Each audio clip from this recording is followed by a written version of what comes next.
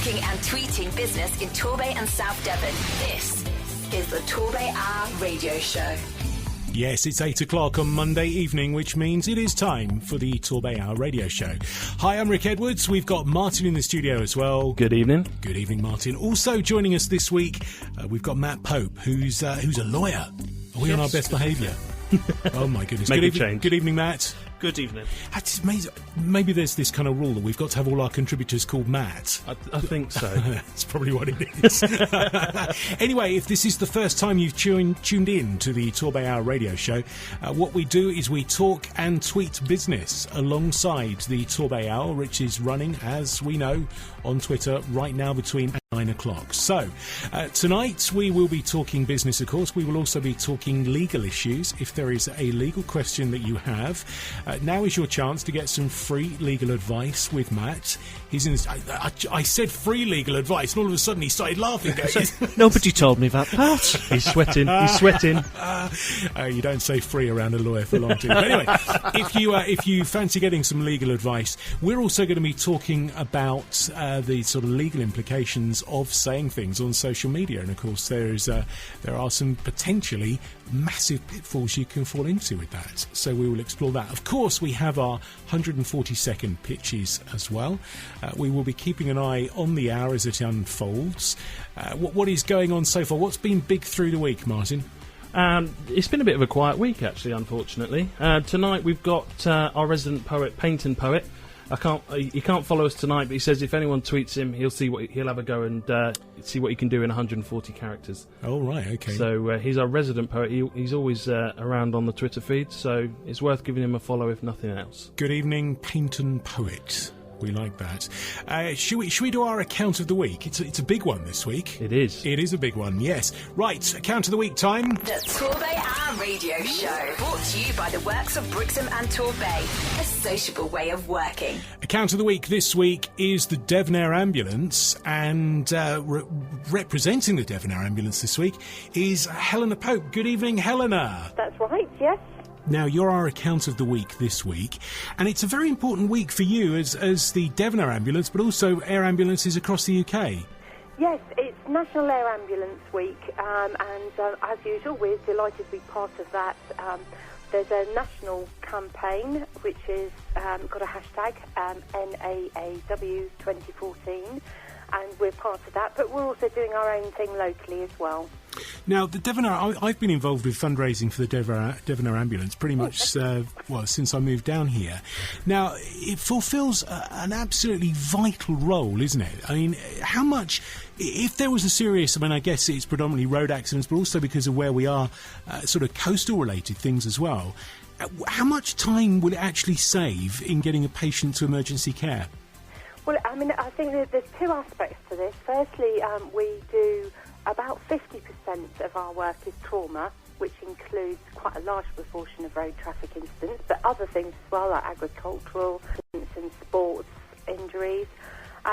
But about 50% of what we do is medical, and I think people don't always realise that. They sort of associate us with car accidents and incidents. But obviously with such a big county and such huge distances between where patients might be and the hospital that they need to get treatment from, actually medical incidents can be just as life-threatening as trauma. So we do actually do both pretty much on an even sort of 50-50 basis. And in terms of the time it can save, I'm from South Devon originally. I sort of come from Kingsbridge, the Kingsbridge area in South Devon.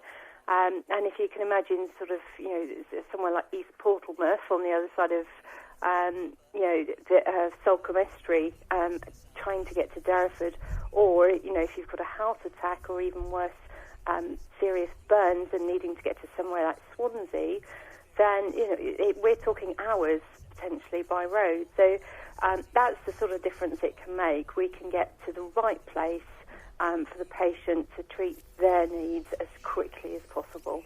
So how many aircraft have you got in your fleet? We have two. We're the only county in the UK that's got two aircraft, and everywhere's covered in the UK, but in a lot of cases counties share an air ambulance between them. And I think that, personally, that's a reflection of just how how fantastic Devon people are at supporting their local air ambulance, which is one of the key messages of National Air Ambulance Week, is do you support your local air ambulance? But also, it is a reflection of the need, really. We're a very large county with a small population, a very long road network, 2 coastlines, as you said, 2 beautiful remote moorlands. We do present some real challenges to the emergency services and to people in need. So I think it's a reflection of both the need and the support that we get. I guess the nitty-gritty question is, how much, if you've got two helicopters, are not cheap things to keep flying, how much does it cost you to keep the two air ambulances in the air? At the moment, on the basis of our current activities, we need to raise £4.5 million a year. But we're actually aiming to raise more than that, not because we want to sit on pots of money, but because we've got very ambitious plans for extending our operating hours within the next 2 years. So, which is very, very exciting, but obviously represents a step change in cost, and we will be looking by 2017 to be raising £6.5 million a year in order to sort of guarantee that we'll be able to meet those additional costs. So it's very exciting times. We're meeting our targets. We're ahead of our targets that we've set ourselves to enable us to go for the night flying. So we're very confident that we're going to get there. But we don't take anything for granted. And we know that the service is owned by and for the people of Devon. Brilliant. So tell me about the aircrew that actually fly on the aircraft. Are they volunteered, or do they rotate in from sort of medical services? Well, the pilots are employed by the Devon Air Ambulance. They're part of our organisation. The paramedics are actually employed by South Western Ambulance Service NHS Foundation Trust. Bit of a mouthful, that. And they're actually seconded to the service. So because we invest a lot in training and development for the clinical crew, because they are going to see everything they get sent to is potentially an extremely serious job. So it's very important that they have got the best clinical skills that we can take to the patient. And the charity pays for a lot of additional training over and above that which they would get normally. So we obviously, in order to make that investment, we need to know that they're going to be with us for some time. The aircrew are seconded from the ambulance service to the aircrew, and they stay for as long as they're able. It's a very demanding role in many ways, physically, if nothing else, and so inevitably there is a sort of turnover inevitably, but fairly low, and people tend to stay with us for quite some time. I should imagine from the aircrew's perspective, there are very few opportunities to get quite so much exposure to the type of work that they do. So, if you were to, it's probably maybe hard for you to put a number on it. Out of the sort of £5-6 million that you want to raise over the next couple of years, what percentage of that is going to come from sort of the average person doing fundraising activities? Well, our average donation is very small. I mean, what we try to do is make it as easy as possible for everybody in the community to support the local. We are very much rooted in our community. We don't want to exclude anyone from supporting us. For people who don't have funds to support us in that way, we have over 400 volunteers who support us through giving their time. There are businesses who support us through giving us goods and services or discounts. There's so many ways in which people can help. So we try to make it as accessible as possible for everybody to participate. Giving and supporting a local cause like the air ambulance shouldn't be the preserve of people who've got plenty of ready cash. It's about all of us getting together and doing our little bit, and that adds up to an amazing amount of money. It's astonishing that the actual, probably the average value of our donations is quite low, but there are thousands of people doing it, so that all adds up, and that's how we managed to raise the 4.5 million plus a year. So it's little and often, as much as people can afford, literally pennies in our collection boxes, £1 a week to play our lottery, shopping in our charity shops. There's so many ways that people can help. Okay. Now, give us your contact details. If people wanted to get in touch, if they're maybe thinking of holding a fundraising event and they would like to make you the beneficiary, how would people get in touch with you? Fantastic. Well, there's many ways. Again, trying to make it as easy as possible. One of the ways that people are getting in touch with us more and more is Facebook and Twitter, social media. We've got a Facebook page for the charity, but also for each of our shops, and we're always monitoring that and responding to requests through that.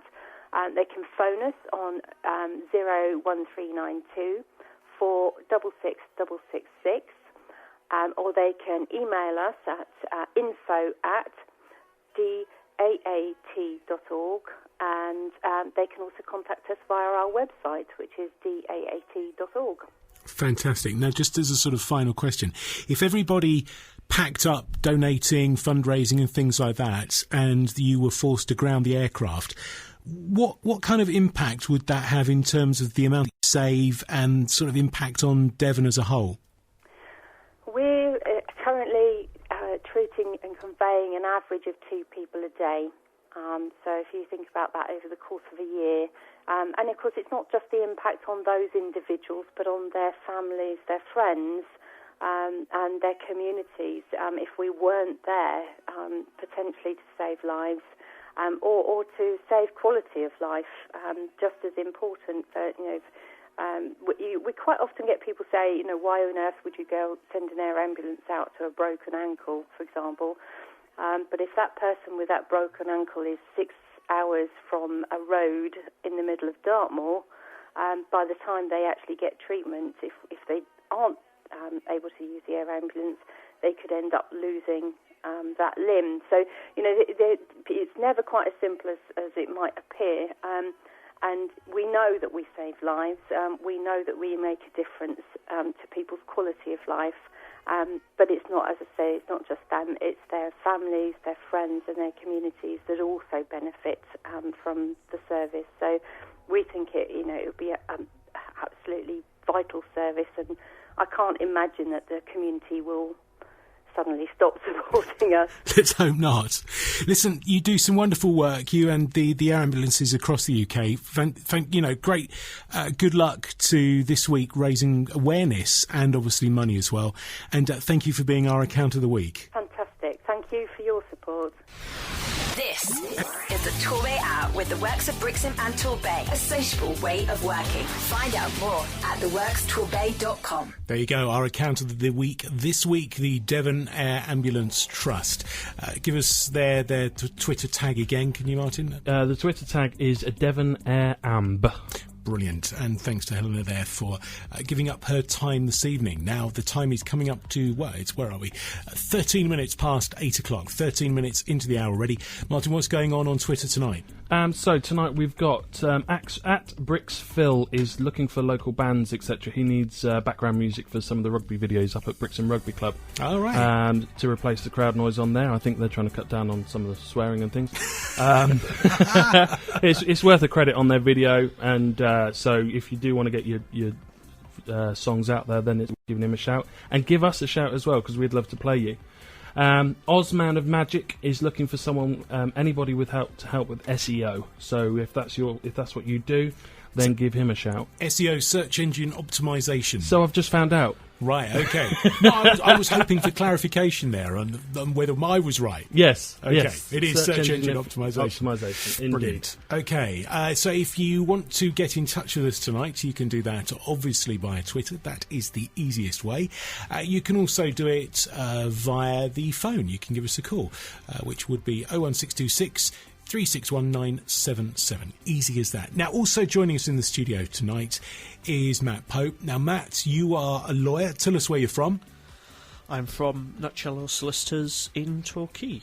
Brilliant. Now, I want to talk about the legal implications of social media. Now, last week we had another Matt in who was a social media consultant telling us all about how to market yourselves on Twitter and Facebook as well.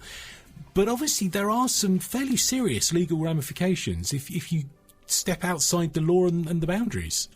There are many, and many things that people use in social media, whether they do it for their business or for themselves, really need to think about. The obvious problems are what a lot of us term the traditional problems: harassment, bullying, bad language, and all sorts, which is as unacceptable on social media as it is anywhere else. There's a very simple rule on it. If you wouldn't want to see it on the front page of a local newspaper, why on earth would you put it on social media?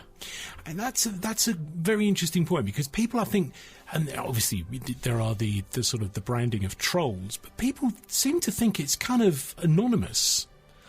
They do, but it isn't, and there's a lot of cases at the moment going on about that. If you look at the Mario Balotelli abuse over the last few days, he put, a mocking tweet out if you happen to be a supporter of Manchester United. But the response he got to that, the police are obviously treating very seriously, as it was simple racist abuse. If you said it in the street, you would probably be arrested for it, probably charged for it, and could face some serious consequences. You're not much harder to track down just because you've done it electronically. So why do it? I guess that's the thing. People think because they're, I don't know, on a mobile phone in a pub and they're responding, no one will ever find me. But, these days, technology is incredible. It is. What you see on TV with things like 24, where they can say, oh, well, that person is sitting in that place. They can do that. They can indeed. And you don't even need to be the police or have the police's resources to do things like that. The moment social media came onto telephones, it just increased the problems dramatically. I have, on an employment law sense, sacked about 14 people over the last 3 to 4 years based on what they wrote on social media. People that work for you? Or not people that work for me, people that work for my clients. You're a bad boss. Right, terrible. Right. But nearly all of those cases are 2 o'clock, 3 o'clock in the morning. It's not someone sitting soberly at a computer. They've been out on the town, probably had 1 or 2 too many, wanted to get something off their chest, which I'm sure most people will have done in a conversation in that sort of circumstance. But the moment the phone allows you to share it with the world, that's when the difficulties begin. So if someone was starting out, if they've set up their company, they've decided they're going to use social media as part of their marketing strategy, what do they need to bear in mind with the tweets that they start posting? Well, one of the first things is actually almost non-legal. It's to have a clear vision of what their business actually wants to achieve by using social media. Because once they know what they want to achieve, they're going to know who's going to be tweeting. Are they going to be doing it themselves? Who's going to be sharing things on Facebook or any of the other platforms? So I guess that's where, if you're opening up the administration rights of your business to someone that you employ, are they going to have the same sort of care over your business and how it's perceived as you are? Exactly. How are you going to communicate that to them? How are you going to set those rules? And if that person doesn't know what is acceptable or not acceptable, that's when problems can again occur. The other aspect, the moment you open it up and allow other people in on it, what are you doing with the data? Because a lot of people use social media to gather contacts, especially in business. You're advertising, you're making connections with people. To put an 80s example in it, you wouldn't let an employee pick up the Rolodex or the sheet of contacts and walk out the door with it when they leave. When setting up a social media version of that and a social media list of contacts, if you're getting an employee to do that for you, are they using their own account? Or have you set one up specifically for them that the business will retain even after the employee is gone? So is there a Data Protection Act issue there with how that data is stored? There can be some. The basic advice for anyone on that, and it goes beyond social media, is if you are keeping data about private individuals, don't bother going to see a lawyer straight away. It costs about £30 a year to register with the Information Commissioner directly through their website as a data controller. I will end up charging you more to look at whether you need to register or not than if you actually just register. So there you go, some free advice, just for a change. Go register. And that then authorises you to do what? That authorises you to keep and control individuals' data. Now, you're going to have policies in place as to how you do that, and you're still not allowed to use that data for illegal purposes. But if you're holding data and you're not authorised to do so, the fines go into the thousands. So compared to £30 for 10 minutes work registering online, and I've got to be fair to the government site, it's pretty good. It does take you through the whole process, and you don't generally need much by way of external help with it. For the sake of £30, it's really worth doing it. So is the information, is that like the newer version of the Data Protection Registrar? It is basically the Data Protection Register. Right, okay. It's just the Office of the Information Commissioner has put it all online, so the process now, you just register automatically. There are some subtle differences depending on the type of data you're holding, and it generally only applies to written rather than electronic data. Oh, okay. But the definition of written is so wide. I mean, just in tonight, scribbling a few notes on bits and pieces, I have a written record which would fall under that definition. So, fortunately, I am registered. And we have a shredder. Always helps. That's right. It's just after 8:20. It is the TorbayHour radio show with the Babacom in, the Christmas party nights. If you want to find out more, you can find that online. Martin, tell me what's going on the Twitter feed tonight. I've been asked to say hello to at Millie and me and the Crochet Ladies. Apparently they're called Millie's Hookers. So right, okay. Good evening, ladies and gents over there. We'll be hearing from them later, one of our 142nd tweeters tonight. I look forward to that one. Yes. Nigel Hicks Photo, 100 followers, so he's asking if anyone can give him a follow. We've got a first timer, ZT_fit, and it's his first time on TorbayHour, and he's listening. So hello along. And welcome along. By the way, if you're wondering how you can listen, and I know it's kind of, we're going to say, how do you listen? Well, we're actually now on the TuneIn Radio app. So this is so simple, because all you need to do is go on to TuneIn. If you haven't got the app, you can get that from the App Store, and you can listen to not just us, but radio stations all over the world, and just search for Music Mill FM, and it will crop up on there. And it is so simple, because it just kind of works, which we like. Anything that makes life simple. Absolutely right. Also, there is an opportunity to hear the show again. So maybe you are doing something else. There's a chance to hear it again because we make it available for you. It's on YouTube, isn't it? Yes, it is. So you can catch up with previous episodes of the radio show, the TorbayHour radio show, via the YouTube channel. I think it's about time we had a tune, so we'll do that. We're going to play the new song from Adam Isaac because, quite frankly, it's brilliant. That's on the way in a sec, right here on the TorbayHour radio show.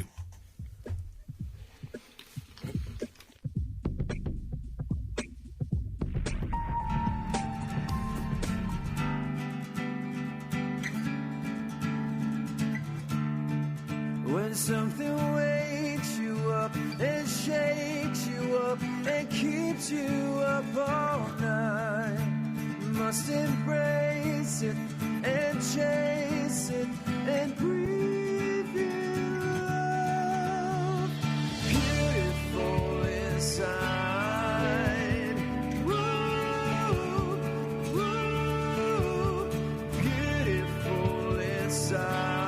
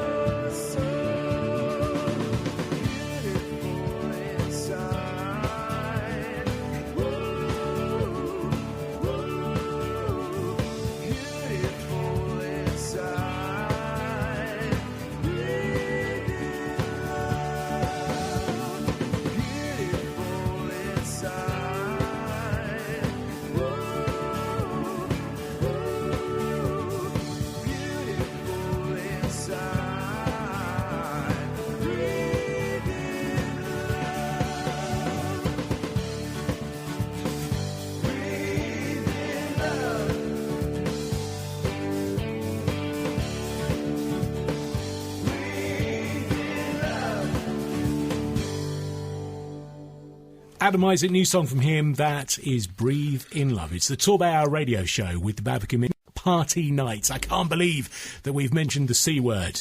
It's only the middle of September. It's coming up to 8:30. Good evening, it's Rick here. We've got Martin in the studio as well. Good evening. We've also got Matt, who is here to do legal questions. So if you have a legal question, it doesn't have to relate just to social media. It could be any legal question you've got relating to your business. Then get in touch with us. Do it via Twitter, and then we can share it with the Twitter community tonight. What is going on, Martin? So we've got Macmillan_Devon, another charity on there. They've got their world's biggest coffee morning on Friday. So if you're out and about, make sure you check in and get a coffee from someone and just support another local charity. The Works Torbay, they've got a free. They've got some Google Plus workshops coming up soon. All right. So they're about £30 each, or free to their members. And we've got PSP TQY. They're saying that they do cyber liability insurance. So if you're concerned that you need it, then get in touch with them. Cyber liability insurance. Talk me through. Actually, this might be a question for you, Matt.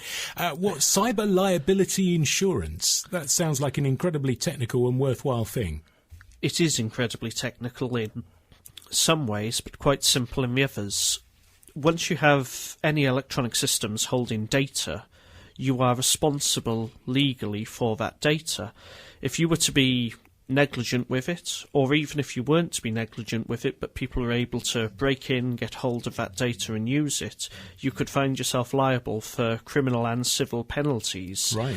And I'd have to speak to Andy Gates at PSP about the specifics of the insurance they're talking about in this case.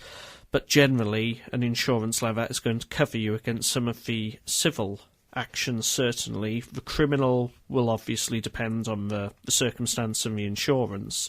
And of course, whether you've been negligent. If you leave the data on a laptop, not password protected, on a train, then pretty much tough luck. You're going to be liable. Right. If, on the other hand, everything's on secure systems, appropriately backed up, firewalls, virus protection, passwords, simple things like locked doors for offices, then the penalties would be far less significant as you haven't been so negligent.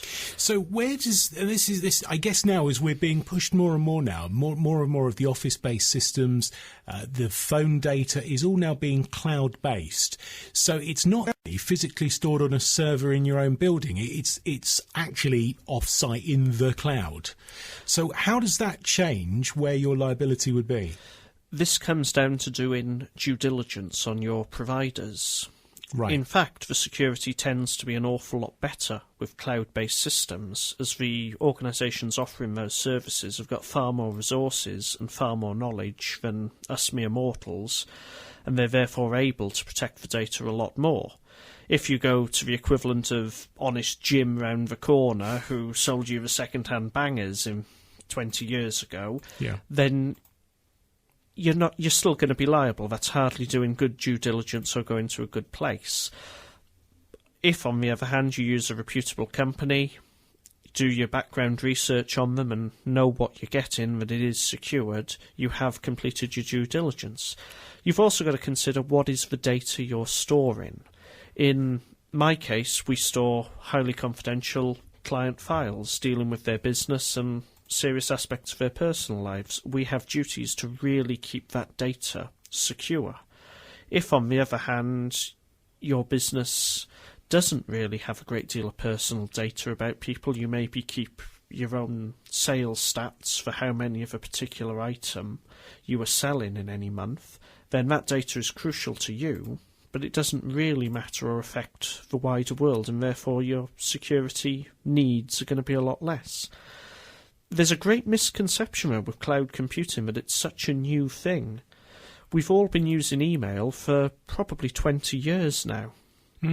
Email is cloud computing. It's not hosted on the computer in front of you. It's generally hosted by a third-party server where your website is based, or similarly. So, like it or not, a lot of businesses have been using cloud-based systems probably for 20 years. Good point. I'd not thought of that. What's coming in, Martin, on Twitter? Have we got any legal-based questions? I haven't got any legal-based questions, unfortunately, so if you've got any, then do get them sent in.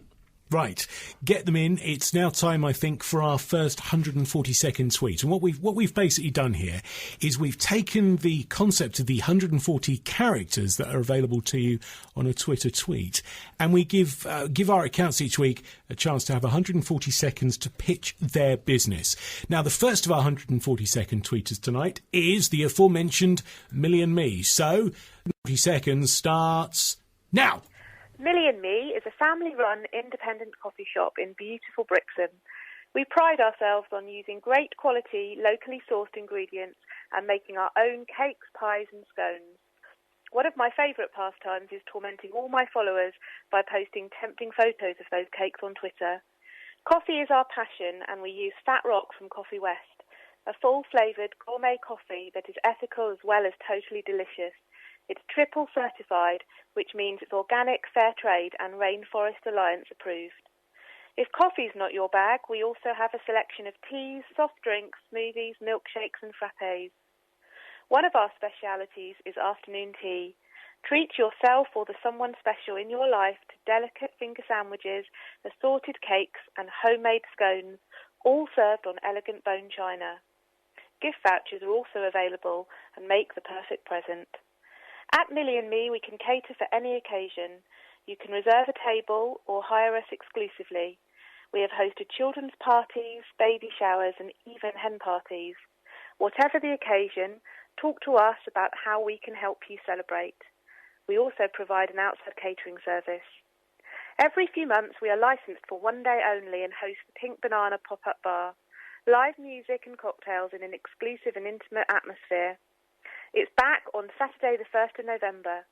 So for more details or to find out more about us, visit our website, millieandme.co.uk, like us on Facebook or follow us on Twitter at millieandme1. Brilliant. Now, we've got a bit of time spare, so listen, talk me through the cream tea. Now, there is an official Devon way to do it. This is important. Set the record straight.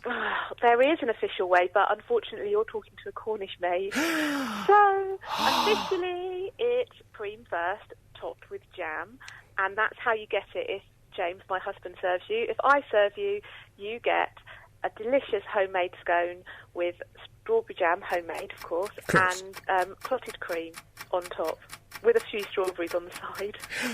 We are so hungry now. And we're out of time. Sophie, thank you. Bye.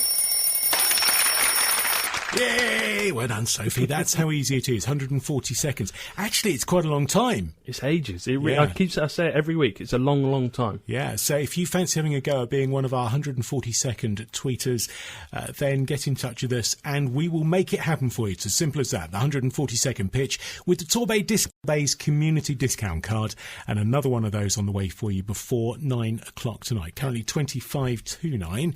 What have we got? What is trending on Twitter tonight? Yes. I haven't got the trends. Within the Torbay Hour, what are we talking about tonight? Every week, obviously, lots of people always try and get more and more followers. That's one of the things. And we've spoken before about how important having a broader audience for your tweets is. But is that really where we just go frantically going, right, give me more followers during the hour? And then during the week, for example, I tweeted, I need a mechanic. So I was saying, does anyone know a decently priced mechanic? And is that kind of how the hour works and it sort of extends through the week? Yeah, it's you can use it for whatever you want. I mean, almost unfortunately on Twitter, and we fall into the trap as well, we have to hold our hands up. People chase followers. And although that's exciting, it's something you can measure it on, it's not always the best way to go. If you go about it wrong, then all you're going to end up with is 3,000 followers who are actually just spam. Yeah. So sometimes it's more about making those connections and chatting to people. I was going to speak to Matty, and maybe we'll get him back in last week, about clout scores and stuff like that, which measures how social you are on these type of things. But yeah, it's not always about the followers. Sometimes it's about just making those connections. You know, as you were looking for that mechanic, you sort of included us in a tweet, and we retweeted that so to give you a hand with that one. So that's what we do. we help people do whatever they need to do to run their Twitter account, really. Now, Matt, it comes to the point, I guess, I don't want to be rude by saying this, but you possibly don't think of law firms and accountants. You think of them as being very kind of, stuck in their ways, wearing a suit and not particularly on the ball when it comes to social media. How do you find that the legal trade is embracing social media as a marketing tool and a way of getting extra business? I actually find it's very mixed. Some of the firms do fit into that stereotype, and that's sort of across the board. There are firms not so much stuck in their ways, but congealed in their ways. There's other firms which are quite modern, take a good outlook to it. I personally didn't even use social media about 2 or 3 years ago. Started using it, some of these dismissal cases coming up, to find out what people were doing, how it was working, and almost fell into a bit of a niche market that, to understand it, started using it, started chatting to a few people, seeing how it worked. Got into Twitter in particular, and shortly after that found out about Devon Hour, and from that TorbayHour, and my involvement has grown from there. And say from someone who was a social media virgin just 3 or 4 years ago, I now probably spend about 20% of my workload advising employers on how to use and get the most out of social media. And personally, we do find we pick up some clients and work with some people through social media. But I really do find it varies so much firm to firm, and the traditional firms often slow to embrace, but when they do, there's some very good examples, even in sort of locally around us. Firm Kitsons are incredibly good with their social media. Wallen Mitchellmore, another, very good with social media and always out there. I think we're pretty good. We're out there a lot. There's other firms who I won't mention because they don't tend to do anything, and But I guess that's fine if their client base, if your client base is particularly entrenched in its own ways and would never embrace social media, then there's no point in going down that route. Exactly. This is the first thing about any business using social media. Have a clear vision of what you're doing with social media. If, for argument's sake, you're a solicitors firm who deal with a lot of high-profile domestic violence type cases, you probably don't want a big social media presence because it's only going to make it worse for the poor people involved with that sort of thing. Yeah. If, on the other hand, you're social media experts, you should at least practice what you preach and use it a little. Well, you kind of hope so, wouldn't you? You really would. Right, okay. Martin, what have we got tonight? Is there anything cropping up other than pictures of cakes? I'm disappointed. I've not seen anything from Millie and Me yet after their 142nd pitch. Yeah, Sophie, we want pictures of cream teas, please. We've got a couple of new followers, new people joining us tonight. We've got 3 CP Sales. So give them a check out. And at Mrs. Sweet Vintage are also new tonight. Brilliant. Welcome on board. And spread the word as well. The TorbayHour radio show, of course, here alongside the TorbayHour every Monday evening between 8 and 9 o'clock. So you can get in touch with us during the week if there's a question you would like to pose one of our experts, because we can always get them on the blower. They're not just here. You could pose your question and get them on the blower and wake them up, maybe if they've gone to bed really early. We've got the second of our 142nd pitches on the way. I also want to play you another song before we finish tonight as well. I can't believe how quickly these hours go by. It flies through, doesn't it? Look, it is. It's 20 to 9 already. So keep your tweets coming this evening. We'll talk more social media law and also law in general. If you have a law question, get in touch. You can post it up there. You might have been done with a parking ticket. We might even be able to get you some advice on that one. You never know. And also I'm going to play you music from a very talented chap called Scott Adey. He's on the way in a sec. In partnership with the Academy of Music and Sound, the Music Mill is proud to announce our brand new degree course in creative music production. This BA Honours degree starts in September, and the Music Mill Newton Abbot is the only place in the Southwest that offers this industry-backed course. If you want to work in the music business, this is your chance to learn from professionals with decades of experience. Places are still available to start in September. Call us now on 01626 361 999 or log on to themusicmill.co.uk. In partnership with the Academy of Music and Sound, the Music Mill is proud to announce...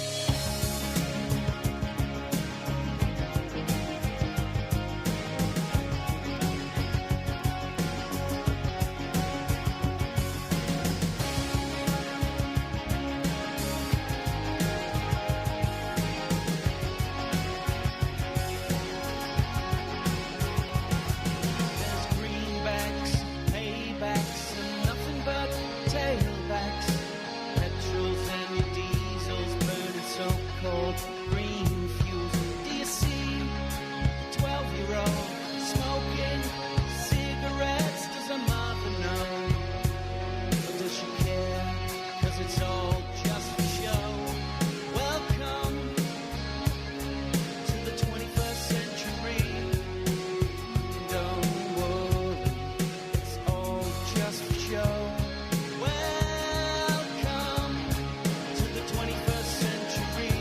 It's all burning, and I thought that you'd want to know.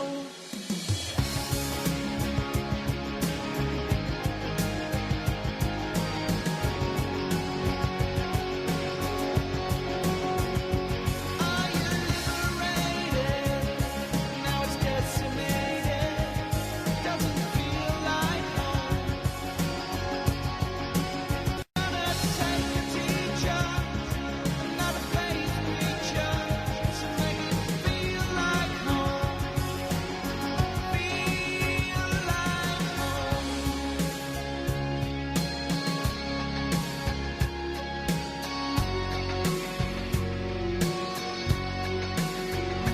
There are bulls and bears and vacant stairs from the young and the old. We have holy wars and teenage whores. Do their fathers know? Or do they care? 'Cause it's all just for show. Welcome to the 21st century. Don't worry, it's all just for show. Welcome to the 21st century. It's still burning, and it's all that you need to know.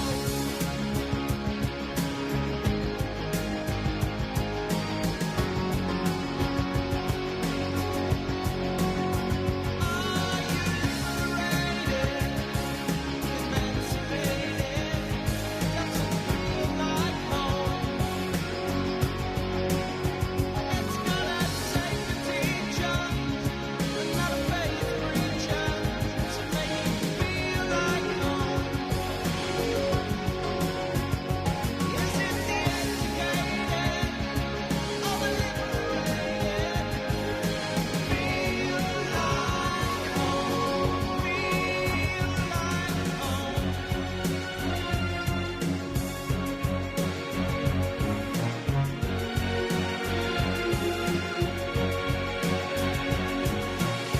Are you liberated?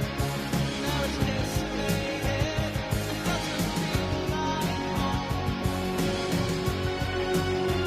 It's gonna take a teacher, not a faith preacher. It's the TorbayHour radio show with the Babacombe Christmas Party Night. Scott Adey, and welcome to the 21st century. If you're wondering, by the way, if you're thinking, I don't know these songs, that's because they're all Devon talent or recorded at the Music Mill. If you are in a band and you would like to get your songs played on the TorbayHour radio show, then get in touch with us and playing your song next week. It's as easy as that.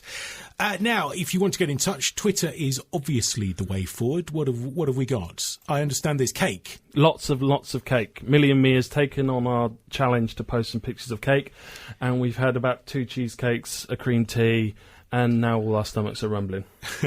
Also, a very good evening to all of the people in the police that are the regular tweeters, and also regularly take part in the Torbay Hour as well. In fact, all of the hours across the county and the country. I'm looking at what I read it too quickly, and there's one here from PCSO Kirsty Down, and it says, "Good evening, Torbay Hour. How are we all? We're doing very well, thank you very much." And it says, "Remember Tuesdays for testing," and I read firearms, but actually she said fire alarms. Yeah, don't go testing your firearms. Yes, that's right. So, yes, good evening to everyone who's listening from Devon and Cornwall Police. Thank you very much for taking part. Now, it's time for the next of our 140-second pitches, and if you've only just switched on your radio, switched on your computer, wherever you're listening tonight, then what we do here is we give you 140 seconds to pitch your business. So you need to remember that if you're preparing your pitch for next week, you need big to remember to get in your contact details, what you do, who you are, where you are, and all that kind of stuff. And our next 140-second picture is from Nick from the Pavey Group, and your 140 seconds starts now. Since 1971, Pavey Group, with offices in both Torquay and Exeter, has provided high-quality insurance and financial services advice to businesses, families and individuals throughout the Bay and across Devon, and we're incredibly proud to feature as a top 100 independent insurance broker in the UK. Our dedicated teams have the experience and expertise to provide insurance advice and solutions to businesses of all sizes, whether you're a sole trader or a large multinational company. We can cater for any industry sector, whether it's property owners, construction, motor trade, charitable organisations, hospitality clients, manufacturers, accountants and solicitors. Whatever the sector you work in, we'll ensure that both you and your business are fully protected, including any new risks which your business may face, such as cybercrime. Pavey Group also operates an exclusive and bespoke scheme called Cottage Shore, which is designed for individual holiday lets and holiday complexes across the UK. Please visit holidayhomeshore.co.uk for more details. We are also pleased to offer personal insurance products, for example, home, car, van, pet, holiday and boats. At Pavey Group, our clients benefit from a dedicated in-house claims management service where we manage claims from the moment they're notified to us right through to settlement. Most brokers will simply act as a postbox or leave you to liaise directly with your insurer, but not at Pavey Group. We'll keep your claim on track. We have a financial services department who offer a full range of financial services products to help you plan for your future. Our pensions team are currently helping many local businesses with their auto-enrolment obligations by setting up their workplace pension schemes. We've created a useful fact sheet which might help you to get started, and you'll find it on our website. With our Torquay office conveniently based at Edgenswell Park with plenty of customer parking, you're more than welcome to pop in and visit us for a face-to-face meeting, and where appropriate, we can also arrange to come out and visit you. We understand that insurance can seem complex, and we'll ensure that you understand your policy and the benefits it provides to you. So in a nutshell, if you're looking for a review of your insurances or feel you need independent financial advice, Pavey Group would be delighted to chat to you. Please visit our website, paveygroup.co.uk, for information on our full range of services. We would also love you to follow us on Twitter at Pavey Group. Thank you. God, dear, he crammed that in. Couldn't have got much closer than that. Absolutely. 140-second pitches. So there you go. If you want to have one of those, then just get in touch. We can do that. It's the 140-second pitch with the Torbay discount card, Torbay's community discount card. It's coming up to 10 to 9. It's the TorbayHour radio show. Martin, what have we got coming in other than pictures of cake? Well, yeah, the cakes have slowed down. Or either that or I'm just not even looking at it anymore. Filtered it out. We've got a new a bar bistro cafe opening up in Wellswood, Wellies Torquay. Oh, okay. Every day for great food and drink. Fantastic. So they're worth checking out and seeing what's going on there. You've obviously mentioned accountants at some point this evening. And you may have been a bit derogatory. No, not at all. I was just saying that accountants might be the kind of people you think are more set in their ways, accountants, lawyers and stuff like that. And I saw the response there saying, oi, careful with accountants. I would warrant the ones who are watching this, probably not the ones who are set in their ways. They're on TorbayHour. Exactly there you the go. point. So, Matt, we're obviously, we've already mentioned the C word once tonight. We're talking Christmas. Coming up towards the festive season, there's obviously the whole Christmas party minefield that people open themselves up for. And I guess now with social media, you're more likely to post a picture or say something at a Christmas party which could land you in a whole lot of trouble. Don't take your phone. That's probably the best advice you'll get all night. Don't take your phone. There you go, that was free as well. Now, there is always problems with Christmas parties, but it's become a bit of a legal bandwagon in recent years for lawyers to always preach about the dangers of the staff party, that people will drink too much, they will make mistakes, and it can... Yes, these things can happen, and when it does happen, there can be consequences. People can lose their jobs over it. But like most things in life, it's common sense to a degree. I don't want to be the party pooper who says you shouldn't do it. If you were looking from a pure risk point of view as an employer, yes, having a staff party can cause problems. You can have drunkenness, and you might end up having to deal with staff situations you don't really want to. But by the same token, not having a staff party can lead to accusations of being tight, bad staff morale and problems. So like most things in life, be aware of the risks, look for ways of moderating them. I find, sort of personally worked for our staff party, not buying drinks for all of the staff beyond the first round does tend to limit the amount of binge drinking. So, right. Do you know, I was shocked. This is away from what we're talking about here, but Devon and Cornwall Police were running a thing over the weekend where they were tweeting every single alcohol-related incident that they were dealing with. And it actually shocked me quite how much there was problems caused by alcohol on a Friday night. It is sort of frightening. You've only got to walk through town and you see all sorts. Quite honestly, it's the ones in the middle of the day which frighten me even more walking through Torquay. Sorry. And that's just the lawyers and accountants. Only the ones who are set in their ways now. Yes, absolutely right, absolutely right. So I think, in terms of Christmas parties, basically the bottom line is common sense. It is. If you're going to have a Christmas party and you've got concerns that there might be trouble, why not set some ground rules beforehand? Sitting down, having some common sense discussions with staff members before the party, and hard as it sounds, it's kind of weird thinking it. You've got to sit down and give someone a briefing before the party night. Well, not necessarily a briefing, but right. A little memo, anything to say, an email round. Ladies, gents, we're having a Christmas party. You are representing the business. You are going to be sort of us, our brand, out and about. We don't mind a bit of fun and games, but know the limits. If you do something absolutely ridiculous, there will be legal consequences. You might find yourself looking for a job in the new year. And actually, you've brought us neatly on. It's almost as though it was planned. You've brought us neatly on to recruitment. And actually, if you go out before Christmas this year and you do something really stupid, someone photographs you, you're on Twitter, you're on Facebook, it's there forever. We found that out with Matt last week. If you're then looking for re-employment come the new year, that's there as part of effectively as part of your CV, isn't it? It is, and for a lot of employers recently where I've done social media policies for them, in those social media policies will be a section on how they're going to use social media for recruitment. Now, from an employer's point of view, it is fraught with difficulty. You're not allowed to discriminate on protected grounds, and social media, by its very nature, has a bit of a young bias at the moment, which does put you at risk of age discrimination if you're basing how you're going to make decisions on employing people based too much on social media. There's also got to be, with any policy, common sense. What on earth do you want to find out about people? I'm quite lucky in that I'm a generation when I was in university, social media didn't really exist. You make it sound like you're an old man. You're in social media terms, I probably am. Yeah, but in social media terms, if you're in primary school, you're an old man. Sadly, yes. Yeah.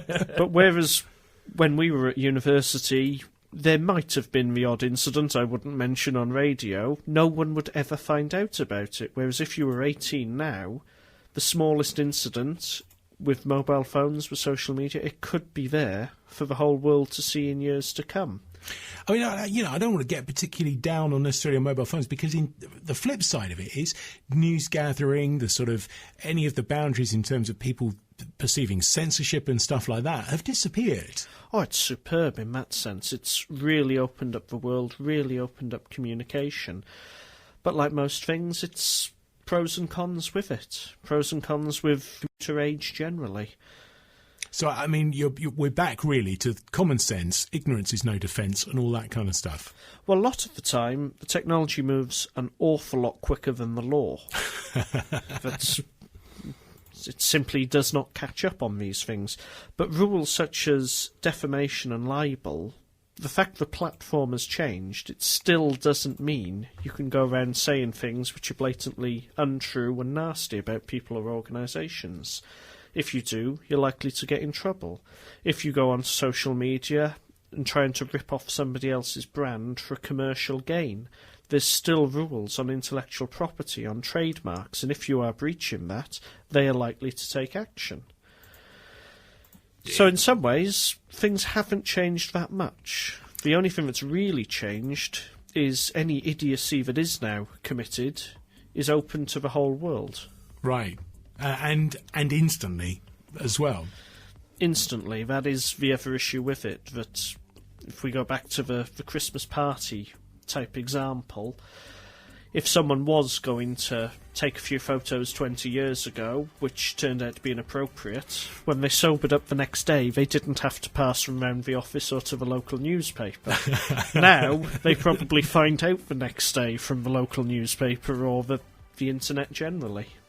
It's a very valid point. Matt, thank you so much for coming in tonight.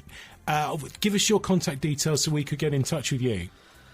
Best way to get in contact with me is by telephone. The number is 01803 431 750.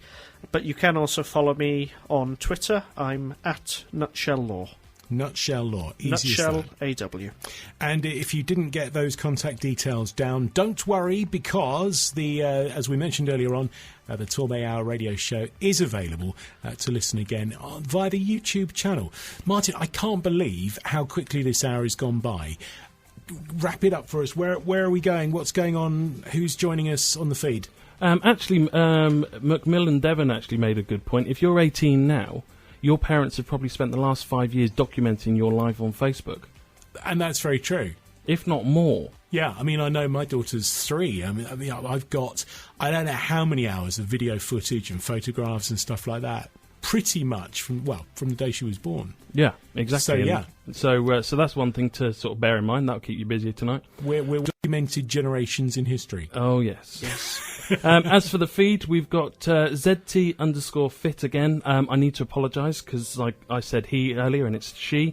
She's saying about doing a fitness one of these radio shows, so maybe we'll get her on. Yeah, brilliant. I don't know how we'll get that worked out with social media, but maybe we'll get her doing some exercises for Twitter hands. Well, health and fitness, and also because if people are spending more and more time stuck in front of computers and stuff like that, then they need to consider their fitness and health. So, Definitely, very much so. Absolutely, and if you've got an idea for the show, this is all about getting you involved in it. Let us know, and we can drag you in here. It's Monday night between 8 and 9 o'clock, but hey, there's nothing on telly to worry about. It's not Saturday. It's not, is it? So, get in touch, we can get you in. This show is all about you. It's all about business, talking and tweeting business in Torbay and South Devon. This is the Torbay Hour radio show.